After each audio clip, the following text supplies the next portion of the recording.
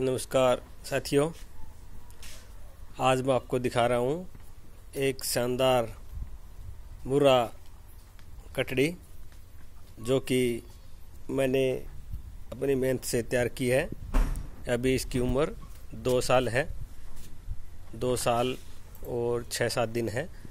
अभी मैंने 1 तारीख को अभी इसको बीज रखवाया है और 147010 जो कि HLDB का बुल है शानदार, उसका रखवाया। देखिए बिल्कुल अच्छी तैयार की हुई और ब्लैक, ज़्यादा वाइट कलर में नहीं है पूंछ, थोड़ा सा वाइट है।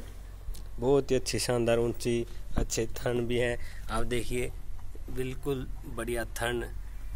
इसकी माँ ने दूसरे टाइम में, जो कि वो भी हमारे घर की ही थी, 19 लीटर दूध दिया था, जो हमने अभी जनवरी में सेल करी थी।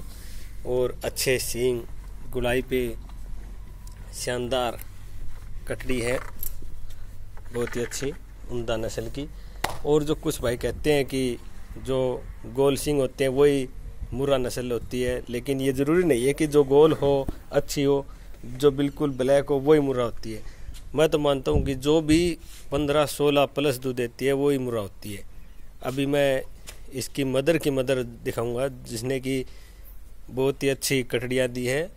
इसने अभी तक 4 ही कटड़ियाँ दी है। ये है इसकी मदर की मदर, जो कि अभी करीब करीब 16-17 साल की उम्र है इसकी। और इसका बिल्कुल ब्लैक पूंछ, बिल्कुल कहीं वाइट का नामो निशान नहीं। सींग इसके कोई मुर्रा वाले सींग नहीं है, एक सींग इसने तुड़ाया हुआ है। बहुत ही अच्छी बिल्कुल पतली बारीक चामड़ी की भैंस है ये। इसने अभी तक 4 ही कटड़ियाँ दी है, जिसमें से 2 हमने सेल कर दी। जो कि पहली थी उसके सेकंड टाइम का दूध 20 लीटर था। और जो अभी ये मैं दिखा रहा हूँ, इसकी मदर जो मैंने पिछले साल ही सेल किया है, उसने 19 लीटर दूध दिया था। अभी ये 19 लीटर वाली इसका, ये भी HLDB बुल की है। और मैंने इसके अभी 147010 का सीमेंस रखवाया है। अभी 10 दिन पहले ये भी हमारी प्रेग्नेंट हुई है। इसका 72-850 HLDB बुल है, उसका सीमेंस रखवाया हमने। बहुत ही अच्छी भैंस है ये हमारी। इसके हमने 2 कटड़े जो कि बुल के लिए डेयरी में दिए हैं, वो भी अच्छे HLDB बुल के ही थे वो। उस टाइम इसने बहुत ही अच्छा, इसका 15, 16, 17 हर टाइम में दूध था इसका। लेकिन ये कभी उसमें प्रतियोगिता में नहीं जा सकी, क्योंकि इसके सींगों की बनावट अच्छी नहीं थी। इस कारण से प्रतियोगिता में नहीं ले जाया गया। और अच्छी इसकी लेवटी एडर क्वालिटी बहुत ही अच्छी है। ये अब हमारी नज़र इसी पे है कि ये फर्स्ट टाइम में कितना दूध देती है। बहुत ही अच्छी थन भी, बहुत ही देखिए शानदार थन, बढ़िया क्वालिटी के। इसकी मदर के भी बहुत ही अच्छे थन थे। अभी मेरी जो भैंस ये है, इसकी एक और कटड़ी है, ये इसकी कटड़ी है ये। अभी ये 2 साल की ये भी हो चुकी है और अभी आने वाले 2-4 दिनों में ये भी प्रेग्नेंट हो जाएगी। बहुत ही अच्छी इसकी सींगों की बनावट थोड़ी ज़्यादा नहीं है, छोटे सींग है इसके। अच्छी, ये भी अच्छी, बहुत ही अच्छी कटड़ी है, पतली चमड़ी की है ये भी अपनी माँ की तरह। और इसका जो पूंछ है वो थोड़ा सा ज़्यादा वाइट है, ज़्यादा नहीं है लेकिन थोड़ा सा ज़्यादा वाइट है। इसके भी अच्छे थन हैं, मैं दिखा देता हूँ आपको।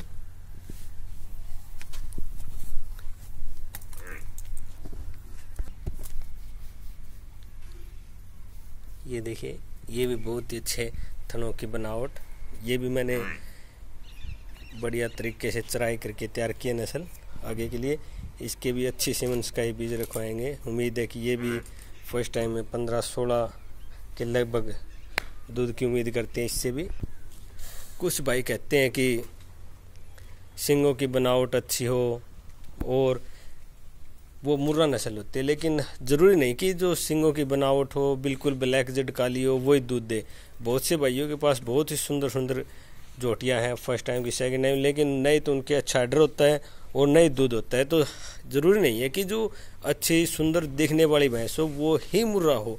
ये हमारी इसके में 3-4 पीढ़ियाँ पता है, सभी के अच्छा दूध है सभी।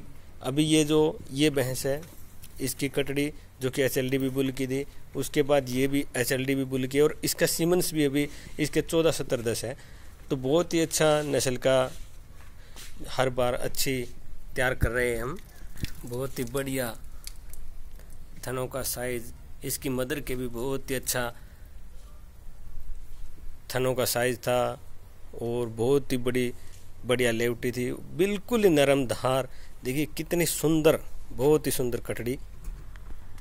जो भी पशु भाई आगे के लिए या दूध के लिए जो भी कटड़ियाँ तैयार कर रहे हैं, मैं तो सभी से कहूँगा कि अच्छे नस्ल का टिक्का रखवाएं, न कि किसी भी जो गांव में या ऐसे ही किसी जोटे का रखवा लेते हैं, वो नहीं है। आप एक बार जांच परख करके 1-2 जगह पता करके कि हाँ इसका रिकॉर्ड अच्छा है, इसकी 2-3 पीढ़ियाँ अच्छी है, वो ही सीमेंट से रखवाएं। मैं स्टार्टिंग से जब जब फर्स्ट टाइम जब ये ब्याई थी, जब 3 या 3.5 साल इसकी उम्र थी, उसी टाइम से फर्स्ट टाइम से इसको हमने HLD बुल के सीमेंट्स रखवाए थे। और 1-2 बार ही बीच में जो गांव के जोटे होते हैं उससे क्रॉस करवाए, लेकिन वो जोटा भी हमारा गांव का बहुत बढ़िया था। और उससे भी जो सेकंड टाइम में इसने कटड़ी दी थी, जो 20 लीटर दूध जिसका मैंने बताया था, वो गांव के ही बुल की थी, और वो भी बहुत ही बढ़िया उसका रिजल्ट रहा।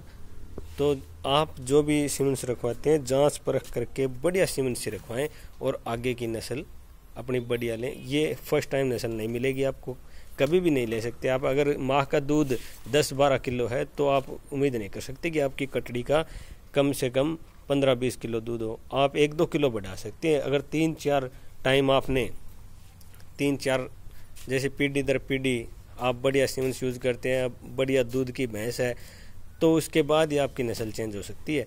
अब मैं उम्मीद करता हूँ कि ये 20+ ही मेरी जाएगी कटड़ी। बहुत ही अच्छी सुंदर कटड़ी है, हर उम्दा हर जगह से बहुत ही अच्छी कटड़ी। और इसके बाद मैंने जो एक और हमारे 12 महीने की कटड़ी है, वो भी HLD बुल की है, वो भी मैं तैयार कर रहा हूँ धीरे धीरे। उम्मीद है कि मैं अगले साल जब ये दोनों ही साथ में भी आएगी, क्योंकि इसको 20 सितंबर को सीमेंस 72-850 का रखवाया है और उसके 14-17-10 अभी 1 अक्टूबर को रखवाया है।